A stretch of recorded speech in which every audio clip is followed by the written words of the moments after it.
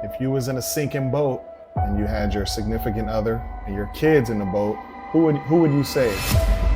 Your significant other or the kid? What's going on, YouTube? How you guys doing today? It's me again, back with the Elber's Journey. Today we're going to have a short but sweet video to react to. It's a pretty interesting one. It proposes a question. If you was in a sinking boat and you had your significant other and your kids in the boat, who would you save? Your significant other or the kid? That's a tough one, huh? Yeah, that's a tough one. I would like to say, as a man, I would be able to save my whole family if I could. But it'll be a tough decision to say, oh, I'd save my wife over my son, or that's a tough one. But we have a lady here. Her name is Dr. Sarah, and she was on the It's Giving podcast, and she was kind of asked that question and given that scenario, and she gave a pretty interesting breakdown and answer, and why she would make the decision. Let's see what she says. Let's dive into it. Scenario: you're married with a child. Yes. You and your husband and your child go out on your sailboat. Okay. The sailboat gets struck. It's sinking. Yeah. Who are you going to save? The child or your husband? Look, I would choose my child's father because we can make more children. This is an impossible choice. You also have to understand that my hierarchy in my life. I agree. God, my man, husband, my children, everything else. And also, I just want to emphasize spouse. Your baby and your man is in the water. Yeah. Your baby look like a baby. Your man look like a grown man. I'm saving my baby. I love my wife, but I feel like What if she's incapacitated? So far she's pretty firm on she would save the husband over the kids, and some people wouldn't agree with that. I kind of get why she's saying that, but yeah, that's crazy, huh? And that's some love right there. Well, she's knocked out. I feel like she would be mad at me if I saved her. She would, but she would get over it because now you a single daddy. As a man, I can't even go back and be like, oh yeah, I saved my wife, I let the baby die. Who am I gonna go tell that story to? Everybody. That sound crazy. Let me tell you this. This is why having an integrity point and barometer with self is so important. Because if somebody said to me, you let your kids die and you saved your husband, absolutely. Wow. Now, it's not to say that I wouldn't grieve, that I wouldn't be sad. I'd probably ask myself, did I make the right choice? Oh my God, are we ever going to have children again? I'm getting up there in age. Having kids is hard. All of these things are real things. So far I'm kind of getting, she's thinking like long term. She's like, yeah, I love my children, but if it's me and my husband, we could always make more kids. It sounds very it sounds harsh, but it is a reality. You could potentially try to make another family. You can't never replace the kids that you had. It'd still be pretty horrific. But her rationality, she's like, yeah, if I still have my husband, I can make another family. That's some strong love right there. Hey, if all women thought like that, maybe the divorce rate will be down a little bit, Sheesh. Real things. But I'm telling you right now, I don't care what anybody has to say about any decision that I made because I did it and I meant it. First situation, your Yes. husband, Yes. you love so much, Yes. on that boat, and you and the baby. Yeah. In the water. Yeah. What do you want him to do? I would want him to save the child, but I would understand why he chose me. You would be happy with him after he Interesting. chose you, not the child? This is such a challenging choice. But ultimately, Yeah, it is. my husband, I so recklessly trust my husband that in that moment, that's what made sense to him. You can't. And I might be mad. Yeah. Wow. So she's putting all of her trust and all of her faith into her husband because she sees him as the head and she trusts his decision making and she's willing to, sounds like, die by that. So that's real. That's some real love. That's some unconditional love right there. Wow. I'm already geriatric. We might never be able to have kids again, and the grieving would be crazy for sure. But if he chose me over our children, there's a reason why. God's not done with me yet. People love the word until it's inconvenient, until there's judgment and bias around it. But when you think biblically, husband and wife should submit unto each other. You come first. You are the home front. You are the union. After God comes my husband. If I got to choose between my parents whom I love. My mom is my very best friend and my husband. I'm choosing my husband. And this is the problem. People. Now, as she's breaking it down as far as that aspect goes, she's taking the biblical aspect. She's like, yeah, my husband is the head. You know, it goes God, husband, wife, and children.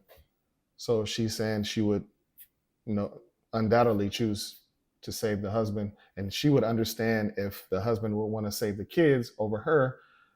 But if the husband's thinking like her, he's going to choose to save his wife, you know. So she said she would even choose the husband over her parents. So she definitely feels strong about the hierarchy and following the biblical structure when it comes to family and hierarchy and stuff. So yeah, she's serious. Let's continue. Are confusing marriage with being husband and wife. Those are two very different things. Say that one more time. Husband or wife means I am committed to this. I am submitted to the mission. I got you no matter what, under the eyes of God, through sickness and health, through all of the things that may come. That is my husband. Not I got married. Most people are just married, but they'll never experience what it means to be husband or wife. They're weak and they quit and they give up and they say, oh, well, it's just easier if I get divorced. So for me, when I have not a husband, but I have my husband, my God-sent husband, the husband that I have been waiting and praying for, when that is my guy and I make a commitment under God, he's first. I no longer belong to my father. I belong to my husband. Wow. There you have it. There you have it. She's standing on business when it comes to believing in her husband and choosing her husband first. That's good because that's what's going to keep the family structure, the foundation together.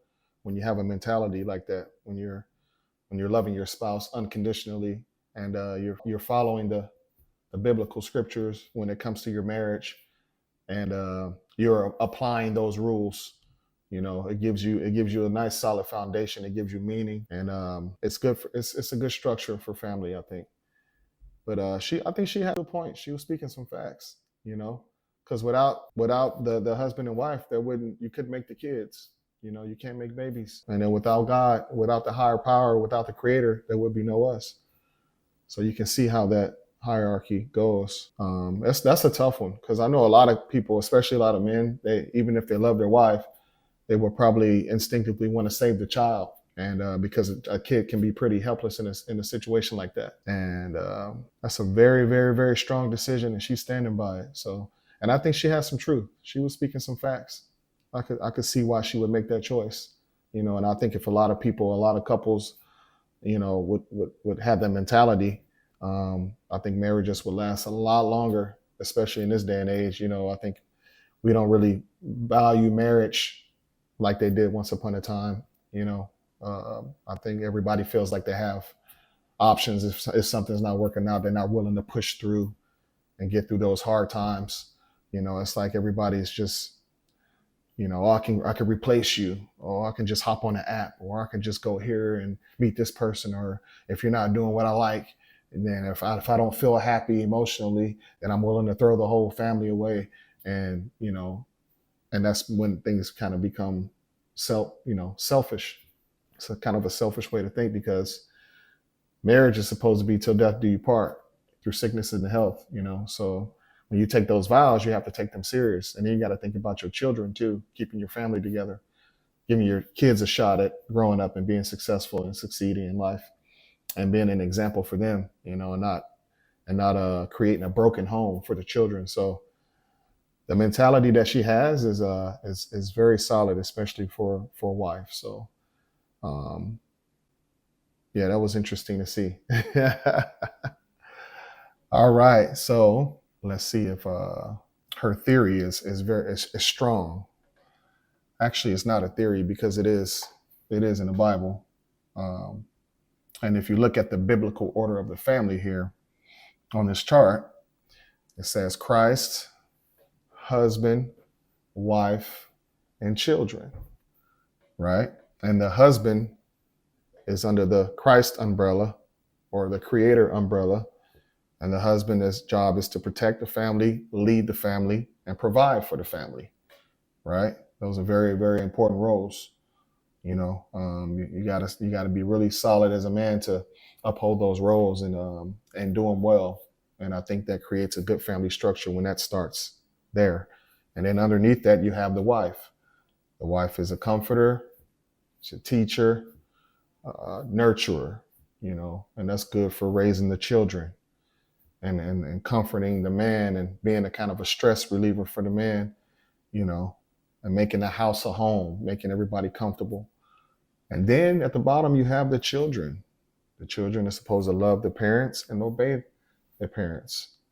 So in the biblical order, it actually does have the children at the bottom when it comes to the family hierarchy in marriage and with husband and wife.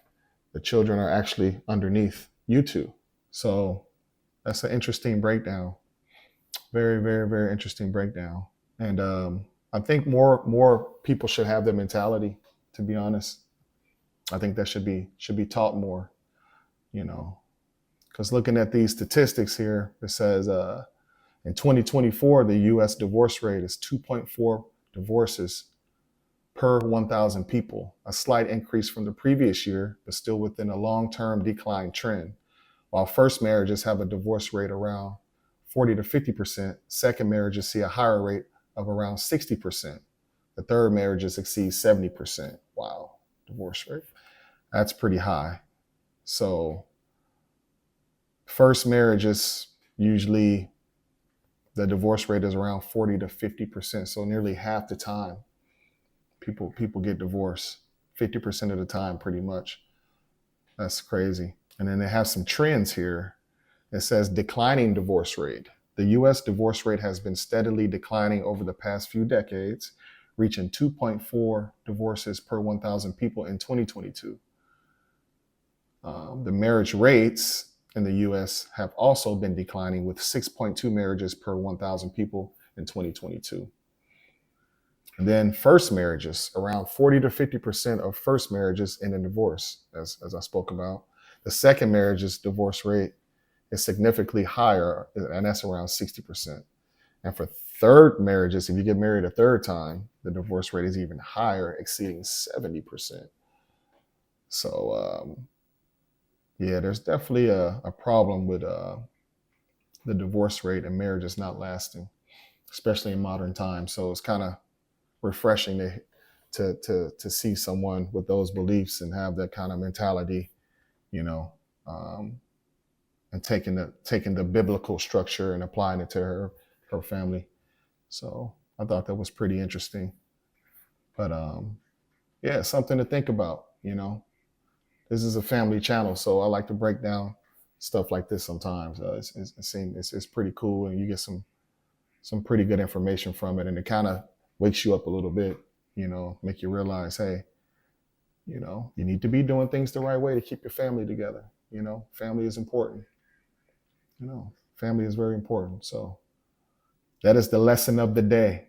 But like I said, I was gonna be short and sweet with it. I just wanted to give you guys this and keep putting this content out for you guys. You know, you guys could always comment. You know, let me know what you know, if you got any interesting topics you want me to react to, you can always put them in the comments. And of course, like, share, subscribe. Help keep us in the YouTube algorithm, you know. So we're really trying to work this channel and get it up to speed. So I'm gonna do my best to provide some value for you guys and some entertainment. You know, my wife as well. So, you know, she also has another channel that she works on, but she'll be back, and we'll be doing some reactions together pretty soon too. So you guys stay tuned for that. And once again, another one in the books, The Elber's Journey. You know, value your family. Remember that. Don't take it for granted. All right, especially in your marriages. It's very important. Think about your children. You know, think about your children. You got to become selfless. You know, that's how you got to think about it. So until next time, I appreciate you guys tuning in with us, and tune in again, because we'll be back. We'll be back soon. All right. One love. Take care. Peace.